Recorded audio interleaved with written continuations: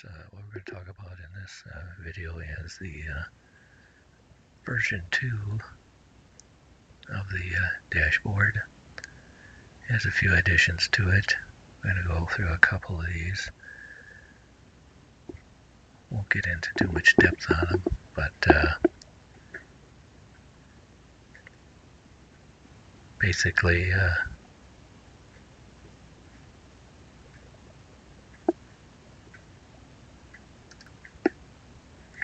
we'll go over a few of these. Some of them were in the previous version, but we'll go over again. Some of these are useful. Basically, these three across here, the correlation, the HAS, and the RSI, are buttons you can use to help you pick pairs to put in a basket. And as you recall, with the correlation, you click on it. Right now it's on a daily correlation, 1440, looking back 25 days with an 80% correlation factor. And in this case, like the Aussie yen, these 5 pair are basically over this time frame and this period are moving in the same direction as the Aussie yen. Same way with all these others. Now if you click it again, then you get the red ones. Those ones are moving in the opposite direction of the one across the top here. Normally we use just the ones that are moving in the same direction. And you can build a basket and say you want to build a New Zealand dollar basket. Then what you would do is highlight the buttons for the New Zealand dollar, Aussie dollar, Euro pound, New Zealand yen, Aussie CAD, New Zealand CAD. You'd light up those buttons. And of course back in the properties you'd give it a name. And then you hit the basket build button, of course, and you can build a basket that way. Also you can build a basket with the old, what they call the core 5, which is just these 5 across the top. Or the old core 14, which is all the way over to here. Do some research back on Forex Factor and you'll see what I'm talking about when I'm talking about core 5 and the 14 pair basket. But these are all your 28 pairs across here. It shows you which ones are correlated at the present time. Do some searching around on the internet for correlation and you'll find it. Another one is the HAS. And as you see at the present time, we don't have much going on. The HAS right now is set up for the hour, and it's looking for a confirmed color change in the HAS.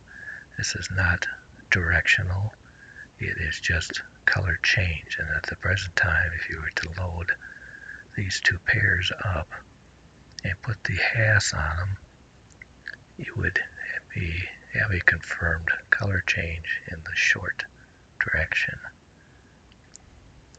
Now these settings are all over here in the properties.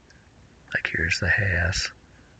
The default is 2.8.2.12, and like I said, this is color change. It is not direction, so it'll only signal on a color change.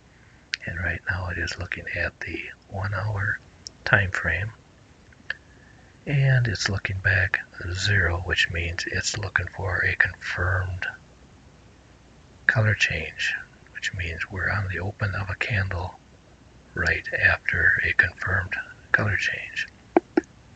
Now we change this, let's just change it to 3 candles back. We're going to look for a color change. It gives us a window to kind of look into. Click OK. Now if you click it, you notice you get a few more because they fall within that look back window. When did that color change happen? It happened within that 3 candle look back period. So now we got 4 that are going short and 1 that is going long. And what this can help you do is if you want to build a basket, now what you could do is build a basket out of these 4 pair. You don't want to build a basket over 1 pair. You should always have at least 4 or more. So we'd build a basket out of these 4 pair, and then we'd play that basket with one of our TS's. And we can also do the RSI, which is the relative strength. Click on that. Right now, it also looks for it to cross as being a overbought or oversold. So right now these are overbought. The red ones are all oversold. You have all these oversold. And that's within a 0 window, so it's looking back just at the previous closed candle. And there's also settings for that over here. RSI right now, the default is it's a 60-minute kind of RSI period of 4. And the levels right now we're using as overbought or oversold are the 70 and the 30. You can change those. And our look back is 0. So if we change this to 3, we can see if we get some more green ones. It gives us a few more green ones, but it gives us a lot of red ones. So right now there must be a lot of them that are oversold. Let's put this back to, put these all back to 0. And let's go look at the Aussie CAD ones on an hour. Yeah, let's see, oversold. This is the RSI 4. And we're on our chart, and you can see it is oversold. Exactly what we're being told back here. Look at the pound CAD. Oversold. It's below 30, so it's signaling an oversold. So what you could do now is build a basket out of all of these here and trade that basket as an oversold basket, and you could put the swing trader on there and watch it for a swing back up and trade it that way.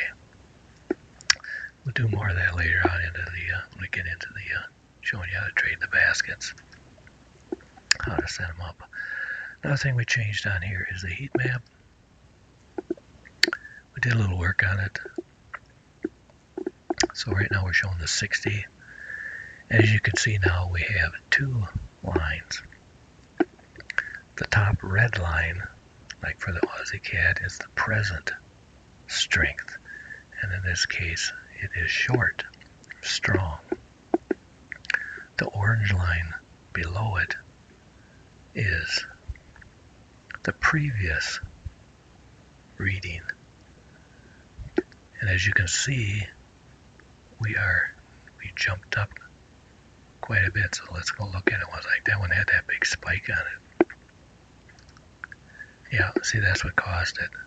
We really took a big jump in the short direction. That's why we got such a big difference between those two. And the Canadian Swissy, right now, he's moving in the long direction, buy direction, because the top candle is longer than the other one. If you get one that's the opposite, let's see here once. Oh, here's one here, it ain't much, but here you can see it's actually getting weaker in the short direction. But now if we go look at the Canadian Swiss, he should be long, yeah. He took off that way too. So basically that's what we've done here now. We've given you two bars for each pair so you can see what it previously was rather than before. Remember, I had the color change of the name here. I don't have that anymore. This stays yellow now.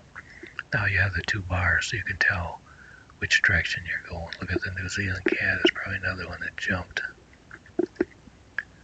Yep, jump short. You can tell that one. And see, now he went oversold. He was probably on our oversold list. So what you would do is build a basket of oversold ones, and you'd wait for put the swing on there and wait for him to swing back up, maybe do a retracement.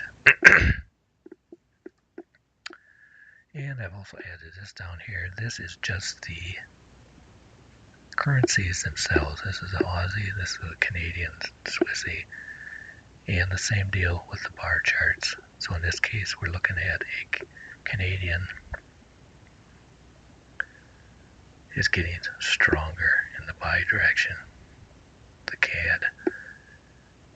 So you would look up here and you'd say what goes with the CAD. Well, the CAD yen goes with it. And as you can see, this kind of agrees with this up here because it's telling us the CAD yen is in a buy. And if you look at the yen down here, see the yen is a little bit weaker. The only different thing is here, they're basically both green. What you like to see is a green one and a red one.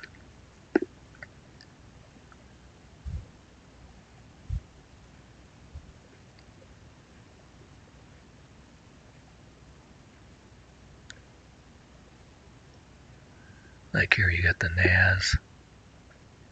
The NAS is getting weaker and the CAD is getting stronger. So you would be selling the New Zealand CAD. If you look up here, New Zealand CAD, you'd be selling it.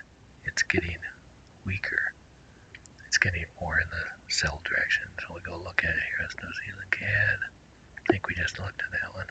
Yeah, but if you looked at the chart, you say, well, yeah, but look at this. Maybe a new spike or something happened there. You really don't want to just jump in at this point. You missed the entry.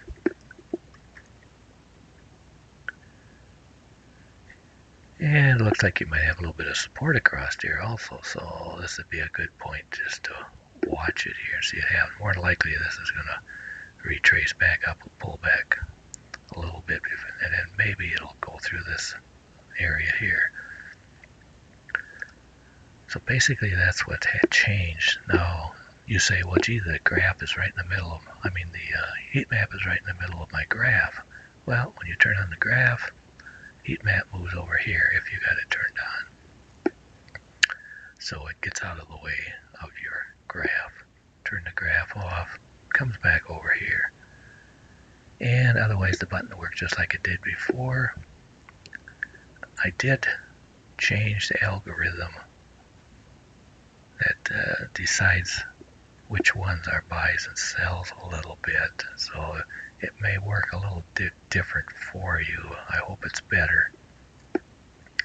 Now when you click the button again, of course, it will automatically turn on your filter. Now it acts as a filter, so whatever you have on a chart, what kind of TS, you have your TS turned on, whatever TS signal you got, if it agreed with the filter over here, whatever it said, you would get a trade. So this is the filter mode. Now you're in the buying mode. So now it should take trades by itself, if there were any. Apparently right now there's no trades. I did stiffen that up a little bit, so it's a little bit more picky on the trades it takes. And right now we don't see any. Let's see if we change time frames. There we got a couple. Okay, on the 240 we got a possible short. Yeah, remember that. That's the one that spiked. It's giving us a possible short, which you don't want to take right now. So you gotta use a little bit of common sense on this stuff. And on the daily, we're getting quite a few.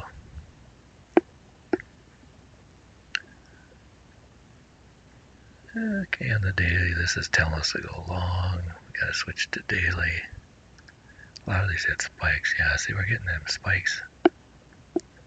Now, this could be, eventually, if you break through up here, this could be a good trade up to there, maybe, or so. You got resistance up here. Looks like almost like you got a flag here, and you're coming out of the flag. It depends on where it goes. And actually your RSI is even going that direction. So, and this one's going crazy. Pound New Zealand.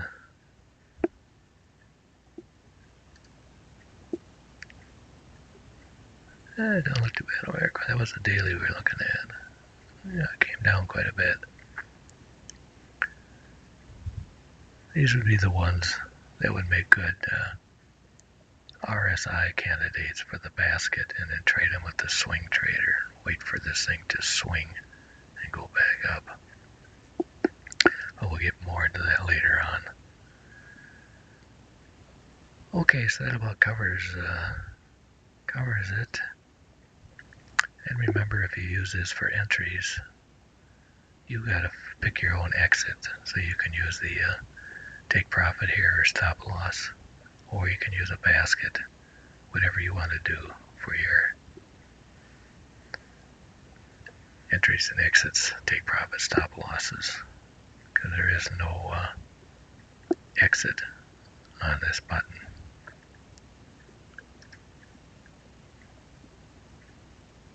Okay, so I think that about covers all that. We'll get more into building some baskets in some other videos. I won't like these videos to get too long, so catch you next time.